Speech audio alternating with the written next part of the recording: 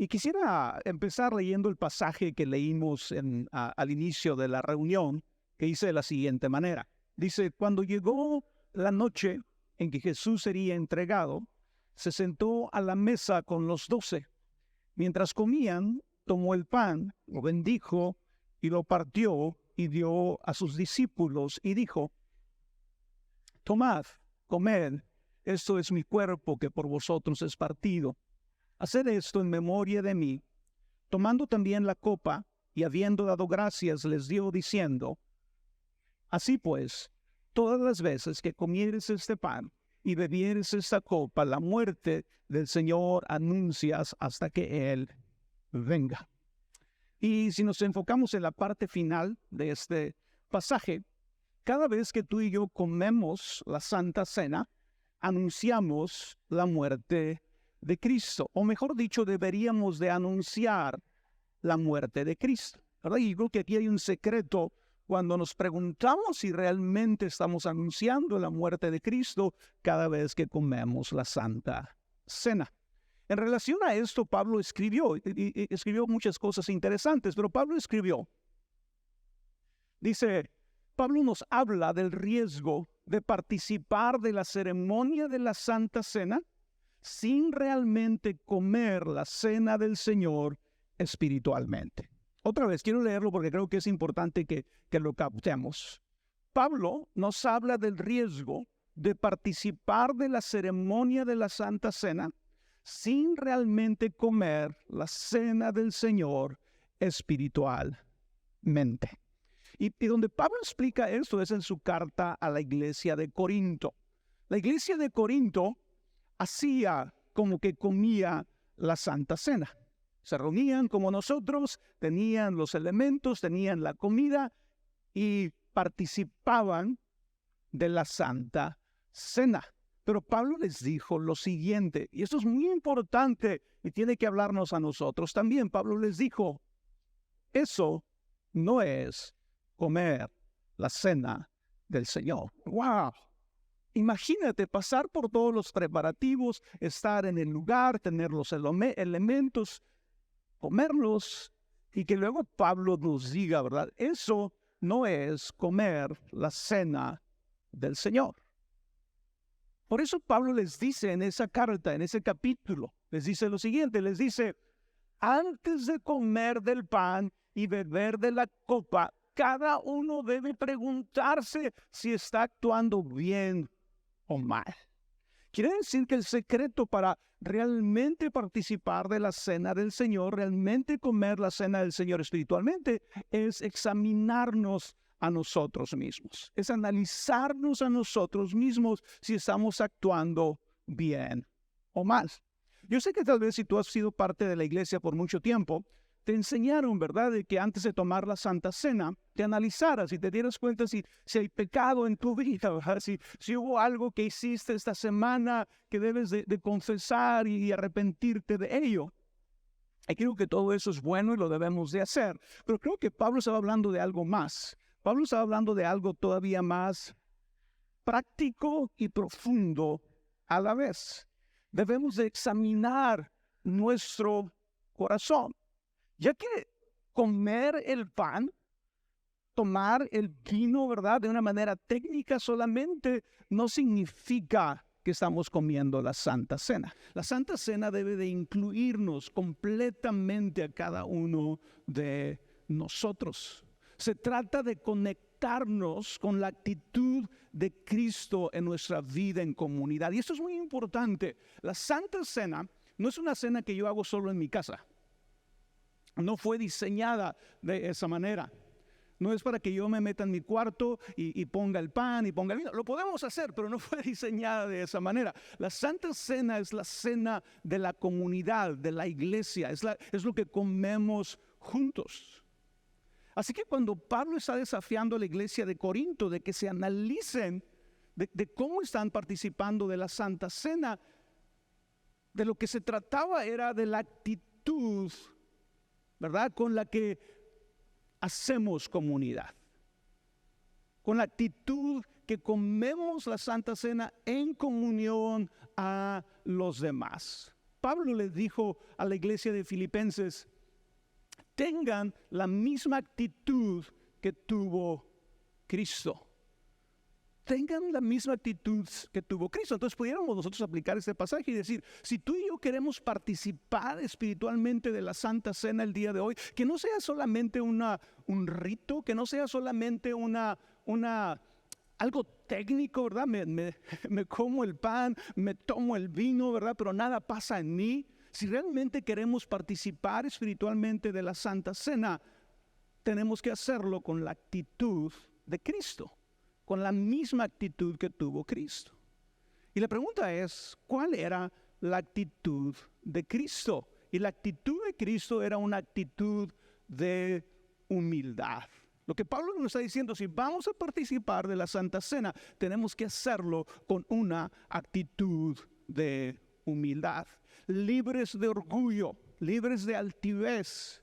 Muchas veces yo lo he enseñado aquí en Epicentro, ¿verdad? La primera línea de humildad que tú y yo debemos de tener al tomar la Santa Cena es reconocer que nuestra salvación es gracias al sacrificio de Jesús, que no nos salvamos a nosotros mismos, ni por todas las obras que hagamos, ni por lo bueno que seamos, no podemos salvarnos a nosotros mismos. Somos salvos solo por gracia. Reconocer eso completamente, ¿verdad? Es humildad.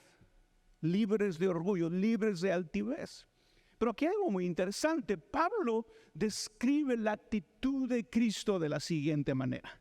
Cuando nos da a entender que Jesucristo es humilde, que tuvo humildad, que tuvo una actitud de humildad, Él describe cómo se ve esa actitud de Cristo y nos dijo de la siguiente manera. Hablando de Cristo, dijo, quien siendo por naturaleza Dios, no consideró el ser igual a Dios como algo a que aferrarse. Por el contrario, se rebajó voluntariamente, tomando la naturaleza de siervo y haciéndose semejante a los seres humanos.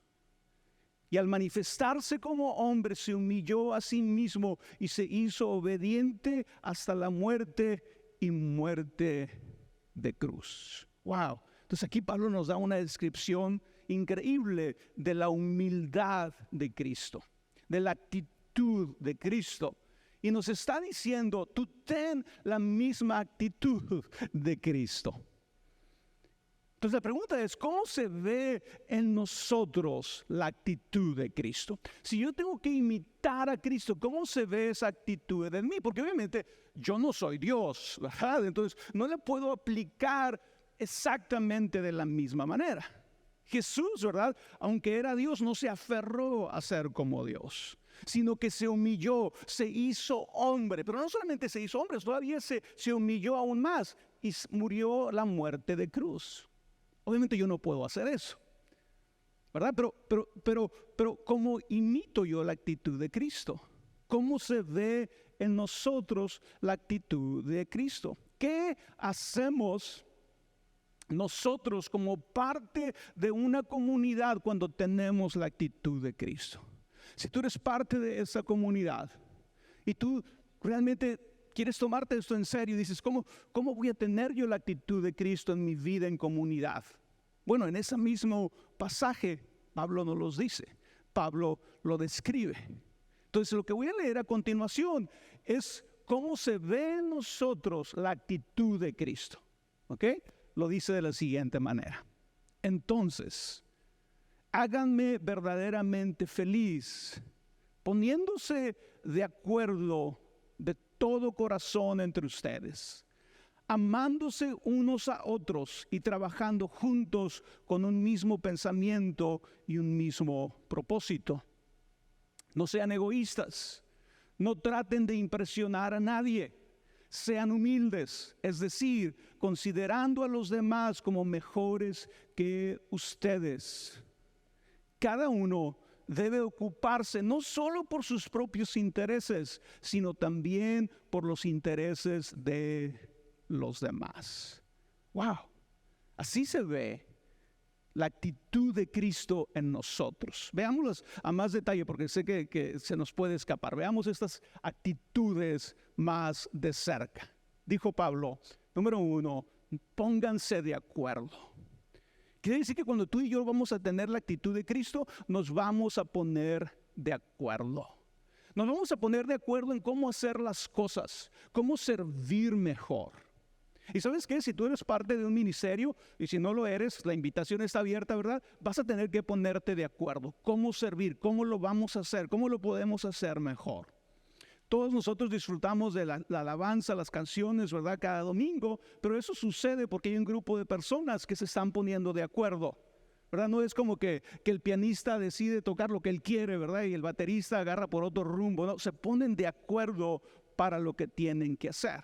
Y lo mismo sucede o debe de suceder en todas nuestras relaciones. Dicen, nos amamos unos a otros. Cuando tú eres parte de una comunidad y tienes realmente la actitud de Cristo, amas a los demás. Y tal vez te preguntes tú, Roberto, ¿qué significa esto exactamente de amar a los demás? Significa que realmente tú deseas lo mejor para los demás. Esa es la realidad de tus pensamientos, de lo que deseas para los demás. Es que les vaya bien, deseas lo mejor para ellos. Dice número 3, trabajamos juntos con un mismo pensamiento y un mismo propósito. Y esto nos habla, ¿verdad?, de que no hay agendas personales. No se trata de mí, se trata de la comunidad, se trata de lo que estamos haciendo juntos. Y número 4, no somos egoístas. No buscamos nuestro propio bien sin tomar en cuenta a los demás.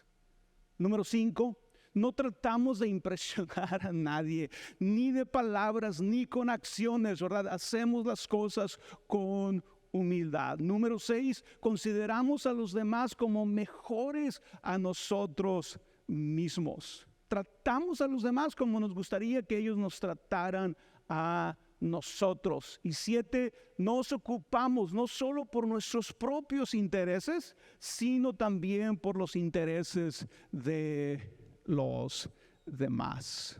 Wow, qué bien, ¿verdad? Qué bien se ve la actitud de Cristo en nosotros. Y si te diste cuenta, ¿verdad? Todos estos principios son principios bien prácticos, ¿verdad? Para tener la actitud de Cristo no significa, ¿verdad?, que te tienes que ver sobre espiritual o muy solemne. No, tienes que tener una actitud como estas, con estas actitudes, con esta manera de pensar. Esa es la actitud que debemos de tener. Pero obviamente Pablo le estaba escribiendo a la iglesia de Corinto, ¿verdad?, que no estaba haciendo las cosas bien.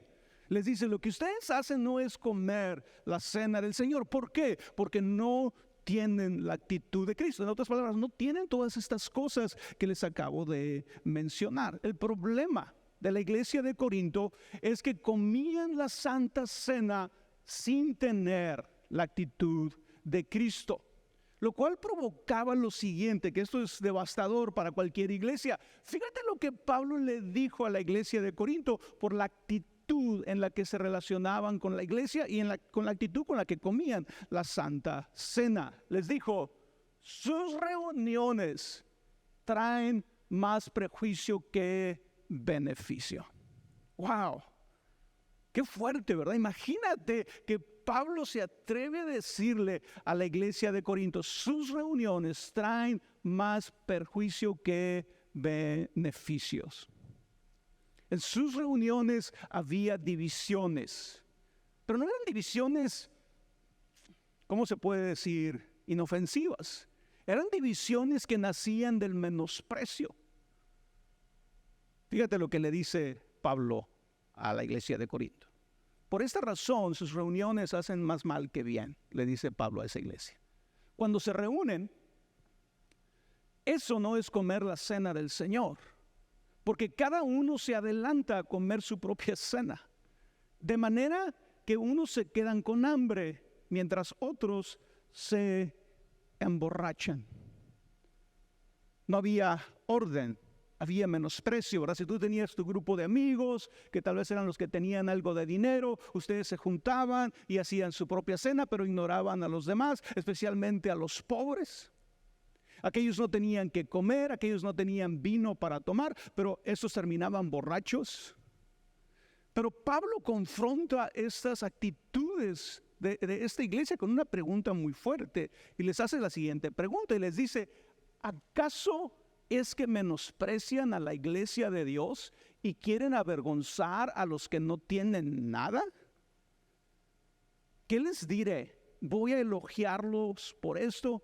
Claro que no. Entonces aquí vemos a esta iglesia, ¿verdad? Que quería hacer la parte técnica de la cena, querían comer el pan, querían tomar el vino, ¿verdad? Y todo lo que implicaba la cena del Señor en la iglesia del primer siglo, pero no lo hacían con la actitud correcta. Al comer la Santa Cena debemos anhelar, anunciar la muerte de Cristo con nuestra manera de vivir. Esa es la invitación el día de hoy.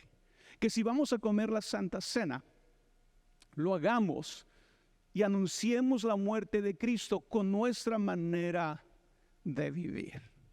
Y Jesús dice, ¿verdad? Cada vez que ustedes coman el pan y coman el vino, mi muerte anuncian hasta que yo venga.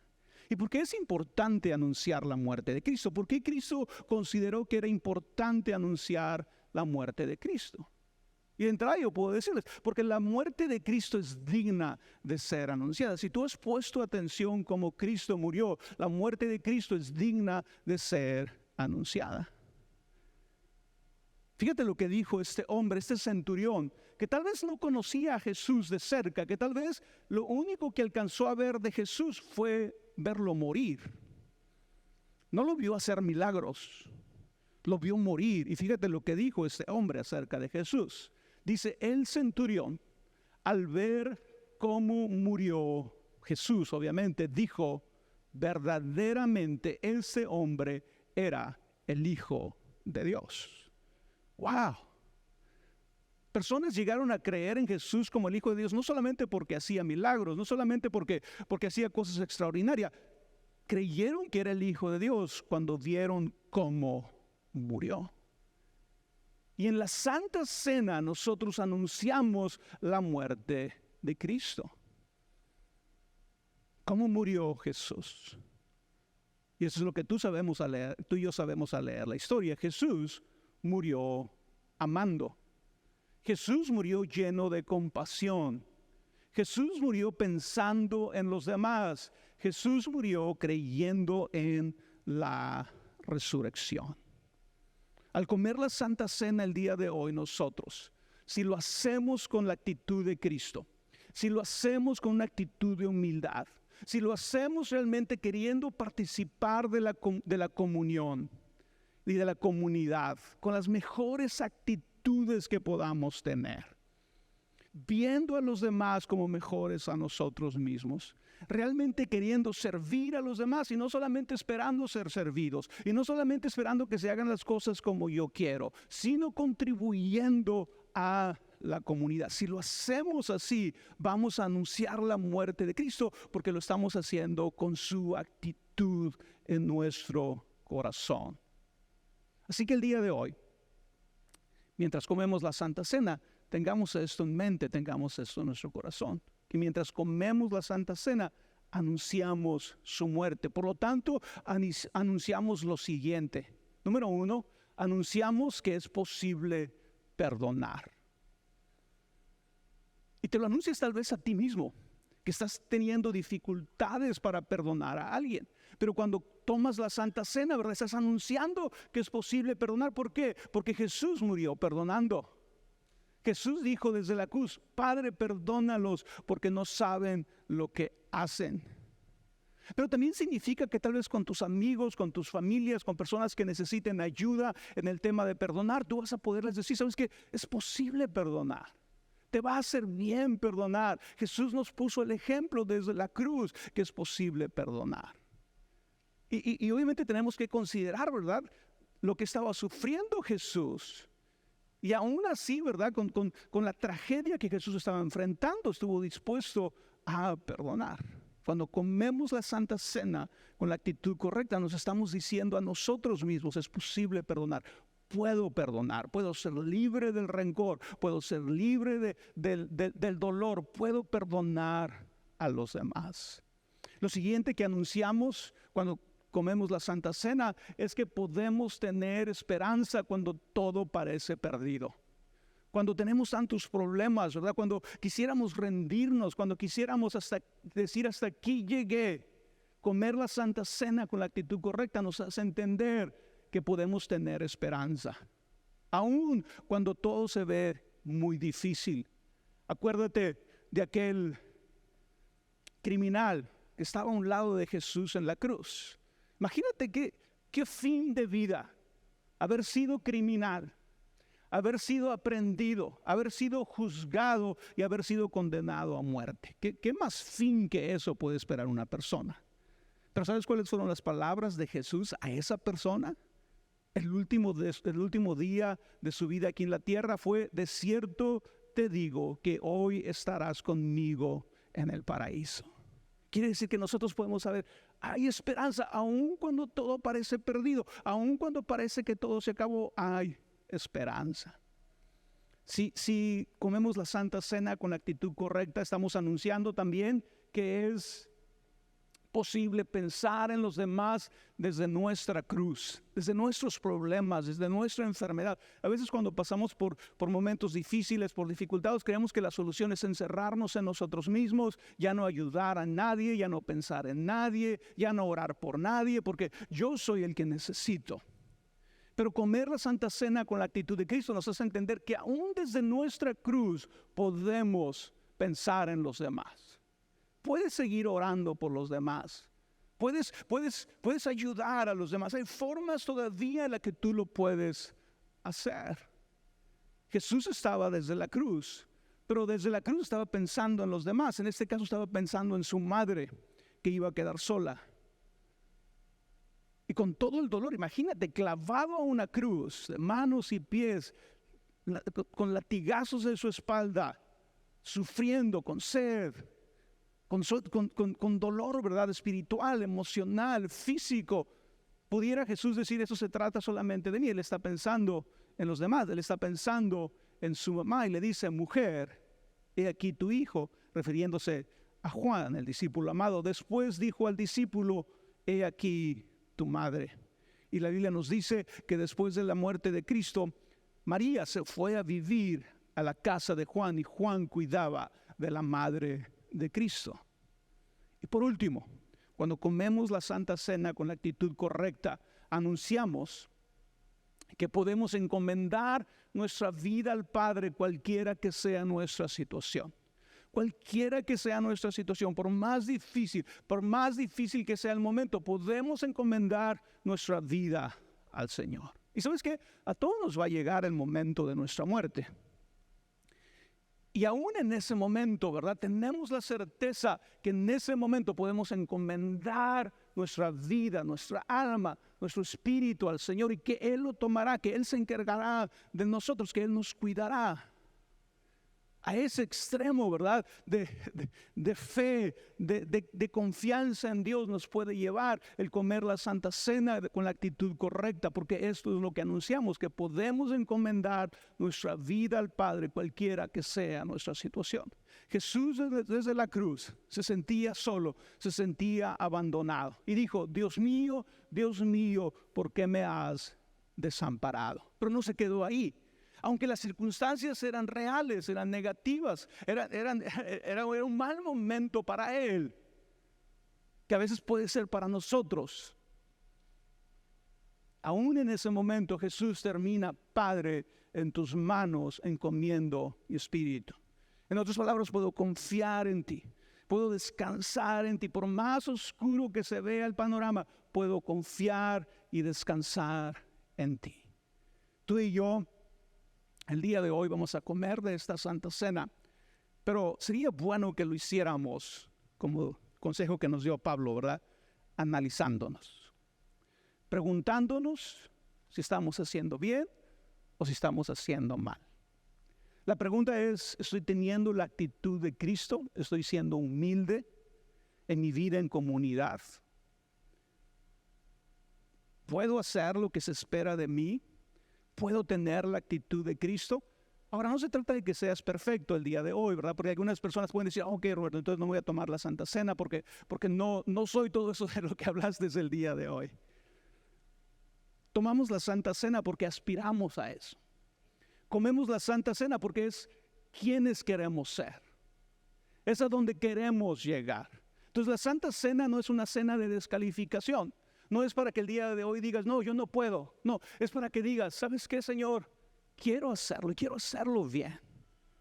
Quiero hacerlo con la actitud correcta. Ayúdame a tener la actitud correcta. Ayúdame a comer tu Santa Cena de tal manera que tenga un impacto en mi vida, que tenga un impacto en mi alma, que tenga un impacto en mi espíritu, que me cambie mi manera de ser. Esa es la actitud correcta. La gracia de Dios, la gracia de Cristo está abierta y extendida para todos nosotros. Entonces el día de hoy, si te analizas, y aun cuando encuentres deficiencias, aun cuando encuentres, no estoy haciendo las cosas del todo bien, reconócelo. Pide perdón a Jesús ahí donde estás. Y dile, Señor, quiero comer la Santa Cena porque esa es la persona que quiero ser. Ahí es donde quiero llegar. Con esas actitudes quiero vivir.